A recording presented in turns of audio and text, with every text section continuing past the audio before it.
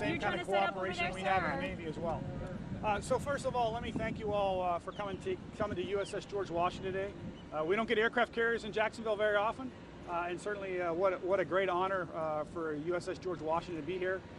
The ship pulled in yesterday, and we had a great discussion today. I mean, Jacksonville is just a wonderful place to visit, and I know that they really enjoyed themselves and got out in town, and some good restaurants and some beaches and some sites and those types of things. So just a great opportunity.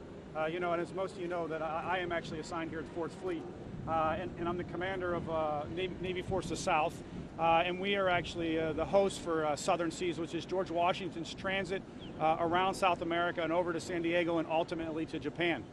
So we'll spend a little bit of the time talking about that today.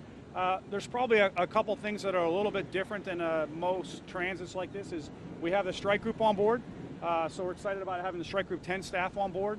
We'll also be doing the transit with USS Porter, so George Washington, USS Porter, and USS John Lenthal.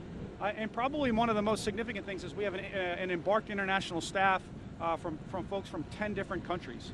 So a great opportunity for us to work with our partners and allies in South and Central America, and then also around the world. We have Canada, UK, so just a great opportunity for us to move forward. We're going to build on the partnerships that we've developed over so many years. And I'll tell you, one of the things I think the sailors, in my discussions with the sailors, is what an adventure. They're going to visit Rio, so they're going to go to Brazil, they're going to get to go to Chile, they're going to get to go also to Peru. So I've been to 110 different countries around the world, and I would tell you that those are probably 3 at the close of my list. Now, don't tell the other partners in South and Central America that I called out those 3. I'll just tell you though, it's going to be a great opportunity for the sailors, and we join the Navy certainly to serve our country, but that adventure is also something that we really have embraced, and I know the young sailors. I just talked to one this morning, and he couldn't be more excited about going to South America. Oh yeah, so what I'd like to do is I'd like to introduce the rest of the team today. So this is Admiral Wessendorf. Rob is the current Strike Group 10 commander, and then soon to be relieved by Lex Walker, and then the CO of the aircraft carrier as well.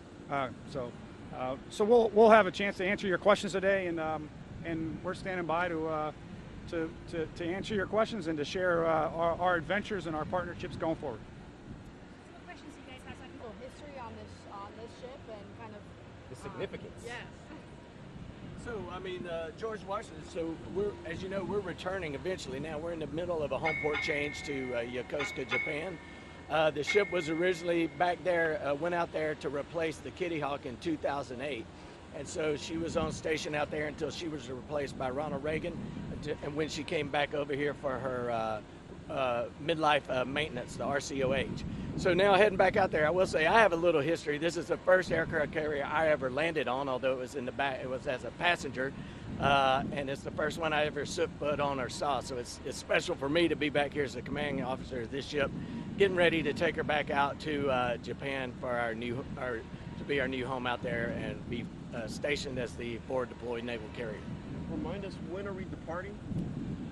As far as from here? Yes, sir. So we'll be heading out sometime tomorrow, and then we'll be on our way to our next port calls along our Southern Seas transit. And like the Admiral said, the crew is excited. This is a whole adventure for us. I can say for myself, I've been in the Navy a long time.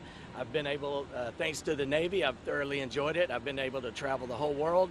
I've never been below south of the American border. So this is going to be an adventure for me. I've shared that with the crew. I think we're all excited and we are motivated, and we've gone through the reps and sets to get ready for this, and we're ready to get on this adventure. How many aircraft does this ship carry? Sir, I think normally what we're talking about is around between 70 or 80 aircraft in the whole air wing. Without divulging military information, what's the significance of stopping here in Jacksonville? Well, I mean, one, it's a great port for us, so coming in, it was a very scenic. Being up on the bridge as we came in, it was it was an awesome sight, very beautiful scene as we approached here. But it's also a chance for our sailors to get a little time off. We go out, we do our initial qualification rounds, getting everything set up, and it's a little trial run for us in executing what we need to do as we pull into our next ports and do all that. So it gives us a little reps and sets on some of that stuff, and and so we appreciate being here. It's like a checkpoint. It's like a checkpoint. How many sailors are expected to embark on this deployment? Well, we have a full crew, so we've gone through all of our workup, and you build up your crew as you get closer to deploying. We've gone through all those workups. The crew has done fantastic on that. You know, coming out of the long yard period there, you're going to have a lot of folks that this will be their first time deploying on this carrier, but we have a lot of seasoned guys as well. We've done a lot of training through our workup cycle that we went through. We went through a rigorous material condition assessment here recently, and we knocked it out of the park there. And so the crew is motivated, ready. We got the ships ready. We got the crew ready. We're ready to get after it. I think I'm good too. When did you say it was this mission would be over? So I guess so we'll take a few months in our tour around the southern seas before we arrive over on the west coast. What can Jacksonville do to have the George Washington home port? Wait, what's the question? What can Jacksonville do? What can Jacksonville do? I think that would. Hey, let me take that one. We'll go with it. We knew that this question was going to come, and certainly that question is way above all of our pay grades.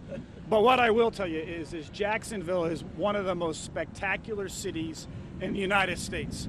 It is one of the most military-friendly cities in the United States. I will tell you that I host partners and allies from South America, and it's amazing that they look me in the eyes and say, Jim, I would die for the opportunity for someone from my country to look me and shake my hand and say, thank you for their service. And when they come here to Jacksonville, I would tell you, without exception, every one of them has been thanked for their service. And they don't even serve the United States of America. They serve Brazil and Chile and Ecuador and all those things. So Jacksonville is just such a great city and a great supporter of the military and of our veterans. It really is a great opportunity for us to serve, those of us who get to serve in this area, to be here in this area. So certainly a selling point for ships to be assigned here. However, the assignment of an aircraft carrier, like I said, is way above my pay grade. That means we have to ask the president. Huh?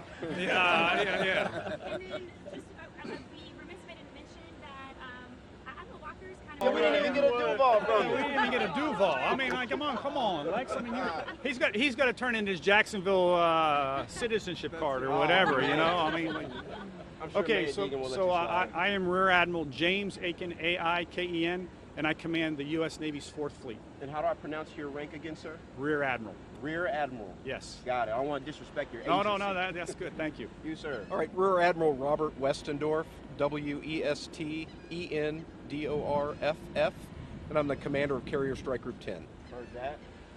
Rear Admiral Alexis Walker. I'm the prospective commander of Carrier Strike Group 10. All right. Oh, how do I, Walker, W-A-L-K-E-R. W-A-L-K-K-E-R. Excellent. Captain Tim Waits. Waits is W-A-I-T-S, and I am the commanding officer of USS George Washington. Yes, sir. That sums it up. That didn't hurt, did it, gentlemen? Didn't hurt. Oh, that was good. Not bad. Change it, man. Yeah, so based on just normal rotation of duties, Admiral Walker will assume command of Carrier Strike Group 10 on May 4th. Congratulations. You guys want to get me stand-ups in front of the airplane? Good. Depends. So, in case you didn't hear, we have got Admiral Aiken from 4th Fleet, Admiral Westendorf, who's Carrier Strike Group 10. We have Admiral Walker, who is our prospective Carrier Strike Group 10, and Captain Tim Waits of the USS George Washington. If you want to go ahead and go through question, I'll field it to the right subject matter expert for you. This is Admiral Aiken. First of all, what a tremendous opportunity for the George Washington, the USS Porter, and the USNS John Lenthal to operate in South and Central America. I would tell you that my word for the year is interoperability, and what a great word as we talk about George Washington, and we also talk about the Porter and also Lenthal. And really, it's that opportunity to be able to operate at sea with partners and allies. And yeah, I understand that the high-end spectrum of an aircraft carrier is really something that's really special. There's certainly lots of things that we can do. We can do air defense exercises. We can do anti-submarine exercises. We can do replenishments at sea. We can do passing exercises with our partners and allies. And you mentioned that, oh yeah, we're the United States of America and we have the nuclear powered. There's plenty of acumen and skill in South and Central America. Brazil has an aircraft carrier. We also have some countries that have very capable submarine capabilities that they actually come to the United States and they actually train as part of our certifications for our aircraft carrier strike groups. The countries in South America participate routinely in exercise RIMPAC out in the Pacific. And then the longest standing maritime exercise in the world is UNITAS. And we're on the 64th iteration of that this year that will be hosted in Chile in September 2024. Great, thank you. Can you all kind of talk through what the air wing looks like for y'all, or is it?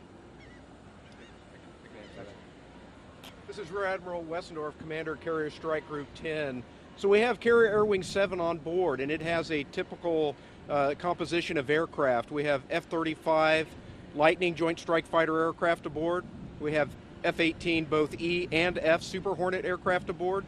We have EA-18G Growler aircraft aboard, E-2 Hawkeye aircraft, and we have both versions of the H-60 helicopter, the Romeo and Sierra, to include HSM-46, which is home ported right here in Mayport. Roger. Are y'all doing the V-22 COD or the C-2s? So we don't have either CMV-22 or C-2 aircraft aboard. All our logistics needs will be serviced by our H-60 Sierra Romeo helicopters. Roger. So it's not a full 34 strike aircraft air wing. It's kind of a hybrid or sort of a amalgamation. How would you characterize that? I would say it is a hybrid air wing to meet the needs of Southern Seas 2024. Roger. Thank you.